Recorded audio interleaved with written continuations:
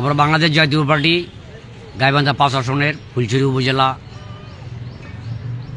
নির্বাচনী এলাকার আমরা জাতীয় পার্টির নেতাকর্মী এবং আমি গোলাম কিবরিয়া সবুজ, সাধারণ সম্পাদক জাতীয় পার্টি ফুলছড়ি উপজেলা শাখা।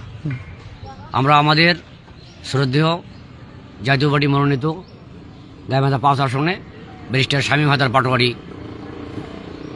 লাঙ্গল প্রতীকের নির্বাচনে আমরা গণসংযোগ, লিফলেট, ব্যানার, ফিস্টন প্রচার মাধ্যম রাখছি।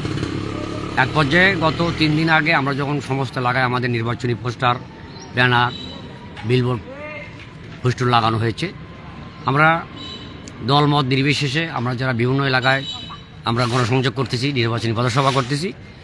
আমরা তো থানা কমিটির যারা আমরা আছি তারা তো এমপি মহোদয় আমাদের যে প্রার্থী, ওনাকে নিয়ে বিভিন্ন জায়গায় আমরা ছুটাছুটি করতেছি, ভোটের দেশের কাছে আমরা ভোট প্রার্থনা করতেছি। গতকাল রাত্রে মদনেপাড়া, হোসেনপুর সহ আরও কয়েকটি স্থানে আমাদের প্যানার্জিগুলো ঝুলানো ছিল। কে বা কাহারা আজকে সকালে যা দিকে ওগুলো নাই।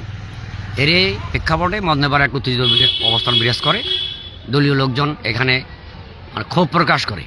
আজকে জাতীয় পার্টির পতাকা তলে মানুষ ঐক্যবদ্ধ হয়েছে এবং আগামী নির্বাচনে 12 তারিখে মানুষ জাতীয় পার্টি লাঙ্গলে ভোট দেওয়ার জন্য উৎসাহ উদ্দীপনা প্রকাশ করতেছে।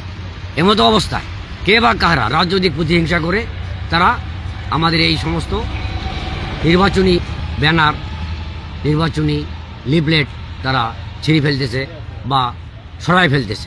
এই ব্যাপারে আমরা তীব্র নিন্দা প্রকাশ করছি দলের পক্ষ থেকে এবং আমি এই ব্যাপারে প্রশাসনকে অবগত করছি। আমাদের উপজেলা নির্বাহী বিচার তথা সহকারী ডেঙ্গ বিচার তাকে আমি লিখিতভাবে অভিযোগ দিয়েছি এবং থানা ভারপ্রাপ্ত কর্মকর্তা ওসি সাহেবকে আমি টেলিফোনে জানাছি।